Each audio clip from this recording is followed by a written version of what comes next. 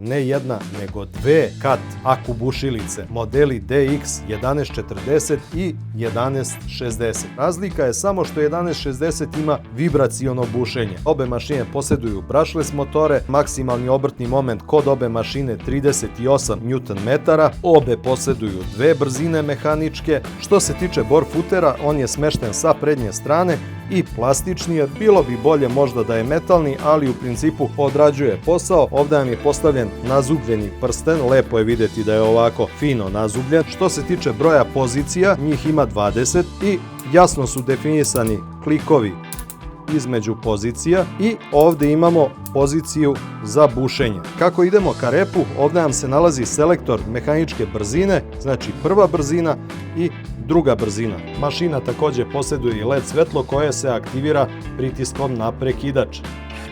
Ono što mi se ne sviđa kod ove mašine, što kad se preoptereti mora da se vadi baterija, da se vrati baterija, nije dovoljno samo da pustite prekidač i da ga ponovo pritisnete. Znači to je moglo da bude bolje odrađeno. Pravo vam kažem, nije to loše uopšte. Mislim da je cenovni rang krajnje odgovarajući za ovaj tip alata i ovo što on nudi i što pruža. Ovo su mašinice koje su jako zgodne za monterske radove, stolarske radove i za naravno kućnu domaćinsku neku upotrebu. Kvačilo je solidno, mašina se ne pregreva, jako dobro trpi opterećenja. Mislim da je sasvim jedna solidna opcija za dosta ljudi. Sve u svemu, simpatična mašinica.